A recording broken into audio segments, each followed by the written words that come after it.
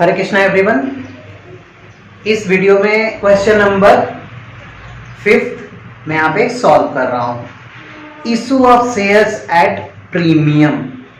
Topic जो है वो है issue of share at premium. इसका मतलब है शेयर को यहाँ पे प्रीमियम पे इशू किया जा रहा है। प्रीमियम जो है हमेशा कैपिटल नेचर का इनकम होता है। अगर शेयर को इशू किया जा रहा है प्रीमियम पे तो ये कैपिटल नेचर का इनकम होता है और इसको हमेशा क्रेडिट करते हैं। चूंकि ये इनकम है तो इसको क्रेडिट ही किया जाता है।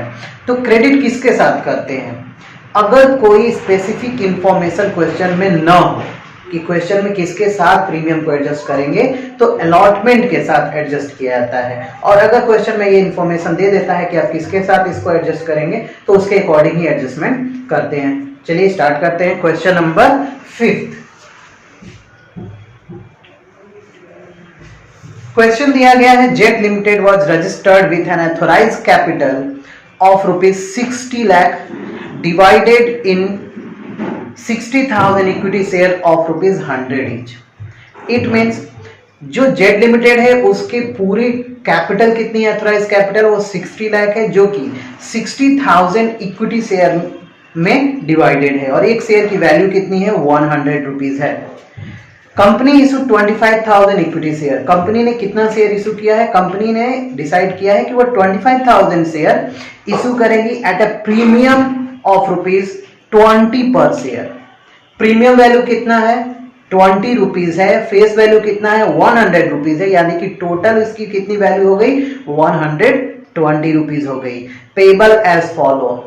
₹30 एप्लीकेशन पे लिया जा रहा है, ₹45 अलॉटमेंट पे लिया जा रहा है और उसके साथ ही लिख दिया है इंक्लूडिंग प्रीमियम। इसका मतलब जो ₹20 की जो प्रीमियम वैल्यू है वो अलॉटमेंट के साथ ही एडजस्ट की जाएगी। ₹20 फर्स्ट कॉल है और लास्ट जो सेकेंड एंड फाइनल कॉल है वो है ₹25। तो इस तरह से आपको उसके अकॉर्डिंग जर्नल एंट्री भी पास करनी है। All shares where subscribed and all the money was duly received.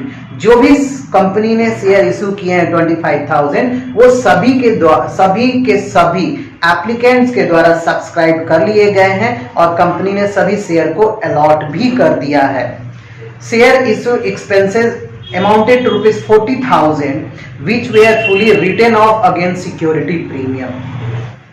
Share issue करने के पूरे प्रोसेस में कंपनी ने 40,000 के एक्सपेंसेस किए हैं जिसको हम शेयर इशू एक्सपेंसेस भी कर सकते हैं। यहाँ पे इस पे कंपनी ने 40,000 एक्सपेंस किए हैं। इस एक्सपेंस को हम अगेन सिक्योरिटी प्रीमियम रिजर्व क्या करेंगे? राइट ऑफ करेंगे। यानी कि प्रीमियम जो भी रिसीव होगा उस प्रीमियम में से ही 40,000 क्या कर देंगे? राइट ऑफ कर देंगे, यानी कि सेटलमेंट इसका कर देंगे। चलिए इसको देखते हैं कैसे करते हैं। सबसे पहले आप फॉर्मेट बनाएंगे। क्या लिखेंगे यहाँ पे? Journal entry in the books of Z limited. Z limited journal का फॉर्मेट बना लेते हैं। यहाँ पे ये क्रेडिट, ये डेबिट साइड, क्रेडिट डेबिट, ये आपका हो जाएगा लेजर फोलियो। लेजर फोलियो के बाद क्या बनाएंगे यहाँ पे? ये आपका होता है पार्टिकुलर्स। पार्टिकुलर्स ये विवरण होता है जिसमें सभी इंफॉर्मेशन जितने भी ट्रांजैक्शन होते हैं ना आप उसको रिकॉर्ड करेंगे और ये हो जाएगा डेट कॉलम। यानी कि जो जर्नल के जो फॉर्मेट होता है उसमें 5 कॉलम होते हैं। डेट इसमें मेंशन नहीं किया गया है तो आप नंबरिंग कर सकते हैं कितने ट्रांजैक्शन हो रहे हैं। तो फर्स्ट जो ट्रांजैक्शन होता है वो होता है इशू करने का। कंपनी जब इशू करती है तो एप्लीकेशन रिसीव होते हैं, यानी कि लोगों के द्वारा अप्लाई किया जाता है तो एप्लीकेशन की मनी रिसीव होती है। तो कितने शेयर के लिए एप्लीकेशन की मनी रिसीव होगी? 25,000 शेयर इशू किया गया है तो 25,000 के लिए एप्लीकेशन की मनी रिसीव होगी और एप्लीकेशन की जो वैल्यू है, एप्लीकेशन जो वैल्यू दी गई है वो दी गई है ₹30। तो क्या करेंगे यहाँ पे? फर्स्ट ट्रांजैक्शन लिखेंगे और एंट्री होगा bank account debit to equity share application account. यहाँ पे अंडरस्टैंडिंग के लिए मैं यहाँ पे अमाउंट भी लिख दे रहा हूं 25,000 इंटू 30 रुपीज, 7,50,000 कंपनी ने एप्लीकेशन पे रिसीव किया है। नरेशन यहाँ पे आप चाहें तो दे सकते हैं, चाहें तो इसको इग्नोर भी कर सकते हैं, बट एग्जाम में इग्नोर नहीं करना है। अगर एग्जाम डिस्क्रिप्टिव होता है उसमें इग्नोर नहीं करना है, बट इस टाइम तो अभी सेमेस्टर एग्जाम होंगे जो कि एमसीक्यू बेस्ड है, तो इसमें आपको इन सबको ध्यान नहीं देना है, बट अंडरस्टैंडिंग जरूरी है। विदाउट अंडरस्टैंडिंग आप क्वेश्चन के ऑब्जेक्टिव को नहीं समझ पाएंगे, तो इसलिए टोटल क्वेश्चन को आप समझने का प्रयास करें। Bing application money received,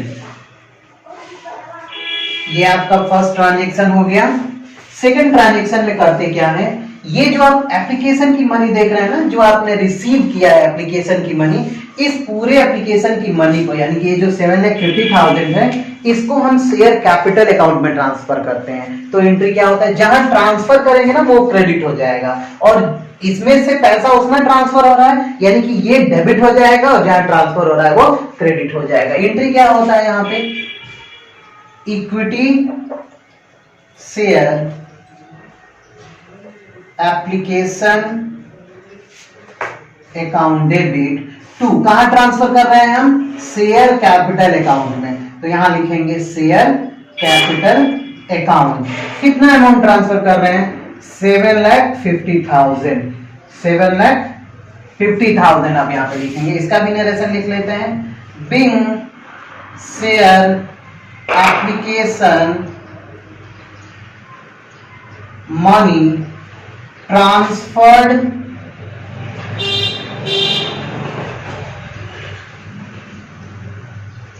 to share capital account, ये दूसरी एंट्री भी हो गई। अब आते हैं थर्ड एंट्री पे। तीसरी एंट्री जो है वो अलॉटमेंट की एंट्री है, और अलॉटमेंट की जो वैल्यू है वो 45 रुपीज है इंक्लूडिंग प्रीमियम। तो जब ड्यू करते हैं ना अलॉटमेंट को, जब आप ड्यू करेंगे उसी समय अलॉटमेंट की भी एंट्री को एडजस्ट करें, अकाउंट को एडजस्ट करेंगे। एंट्री क्या होगा, तो यहाँ पे करेंगे, जब एप्लीकेशन रिसीव कर लेगी कंपनी ना, तो अब कंपनी स्क्रूटनी करेगी पूरे एप्लीकेंट्स के डॉक्यूमेंट्स को, उसके बाद उनको उनके अकॉर्डिंग अलॉटमेंट भी करेगी। तो हम अलॉटमेंट की एंट्री करते हैं, share allotment account debit to share capital account to security premium reserve, security premium reserve account. इस प्रीमियम रिजर्व को हम क्रेडिट में लिखते हैं, ड्यू की एंट्री के साथ ही लिखते हैं। रिमेंबर ऑलवेज, ड्यू की एंट्री के साथ ही लिखेंगे, रिसीव की एंट्री के साथ नहीं लिखेंगे। कितना शेयर इशू किया गया है, तो कितना अलॉट किया जाएगा।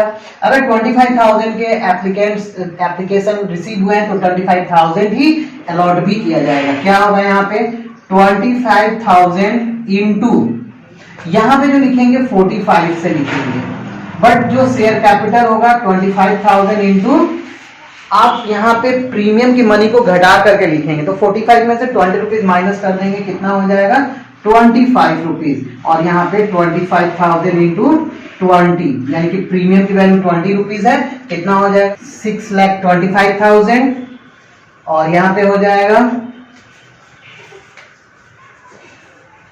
5 लाख, यानी कि यहाँ डेबिट में कितना लिखेंगे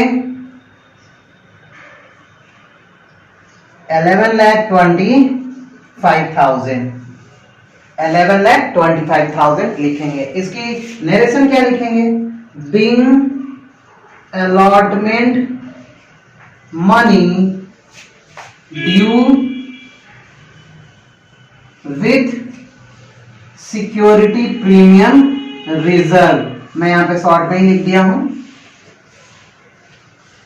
अब फोर्थ पॉइंट में क्या करेंगे आप, एक बार जब अलॉटमेंट आप ड्यू कर देंगे तो जितने भी शेयर होल्डर हैं, विदाउट अलॉटमेंट कंपनी के जो एप्लीकेंट्स होंगे ना वो शेयर होल्डर नहीं कहलाएंगे।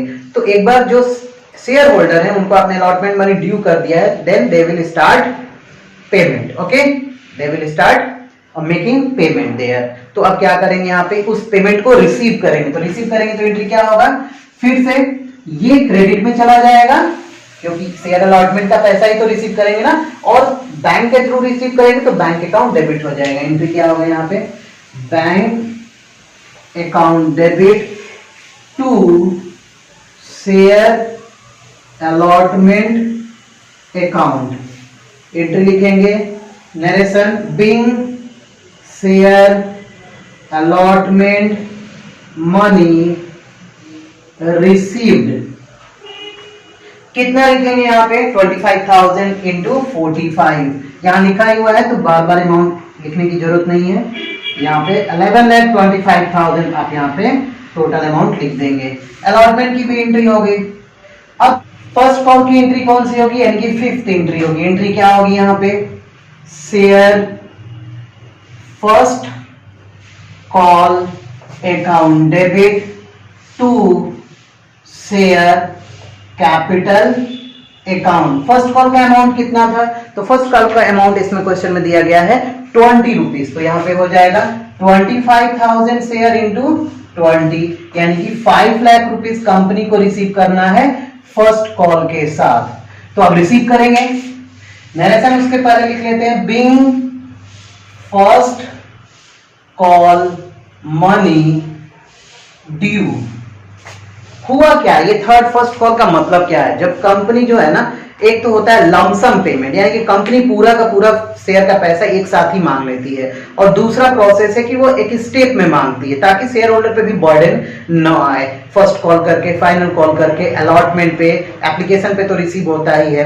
तो ये प्रोसेस में होता क्या है कि once that company will allot that shares to the shareholders, then company will again start calling to them for their first call and for their final call। तो यहाँ पे भी वही हुआ है, अलॉटमेंट करने के बाद अब कंपनी क्या कर रही है, उनको उनसे फर्स्ट कॉल का पैसा मांग रही है। फर्स्ट कॉल का पैसा लेने के बाद कंपनी फाइनल कॉल का पैसा लेती है। तो फर्स्ट कॉल का जब भी पैसा मांगा जाएगा तो पहले ड्यू की एंट्री होगी। तो यहाँ पे हमने ड्यू की एंट्री कर दिया। अब इसको हम रिसीव करेंगे, तो रिसीव करेंगे तो क्या होगा यहाँ पे, बैंक, ये हो जाएगा 6, bank account debit to share first call account. ये आपका आ जाता है 5 लाख रुपीज करके।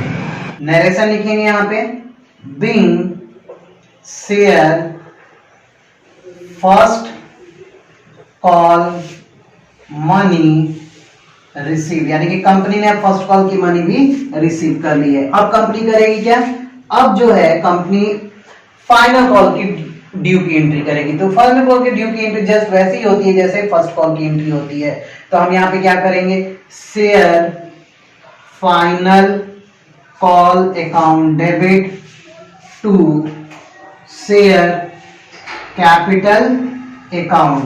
कितने से, 25,000 into first final call, second and final call का अमाउंट कितना है, 25 रुपीज है। तो यहाँ पे 25 लिख देंगे। कितना हो जाएगा यहाँ पे, 6,25,000, यानी कि फाइनल कॉल पे ड्यू कितना हुआ है, 6,25,000, यानी कि शेयर होल्डरों को कितना देना है कंपनी को, 6,25,000, 25,000 शेयर पे, ठीक है, कंपनी को देना है। कंपनी रिसीव करेगी अपने शेयर होल्डरों से।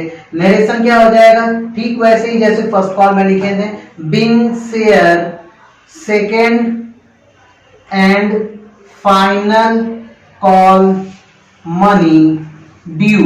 पहले ड्यू की एंट्री करते हैं, फिर क्या करेंगे यहाँ पे, रिसीव की एंट्री करेंगे। रिसीव की एंट्री करेंगे तो क्या होगा, bank account debit to share second and final call account. कितना रिसीव करेगी कंपनी, 6,25,000, 6,25,000। नरेशन आप यहां लिख सकते हैं, being share second and final call money received.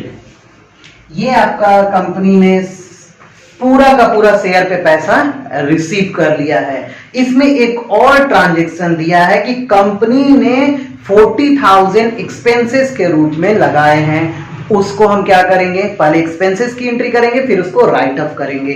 तो यहां करते हैं, एक्सपेंसेस की एंट्री कैसे करेंगे, यहां पे 9th एंट्री हो जाएगा share expenses account debit to bank account. कितने का एक्सपेंडिचर हुआ है?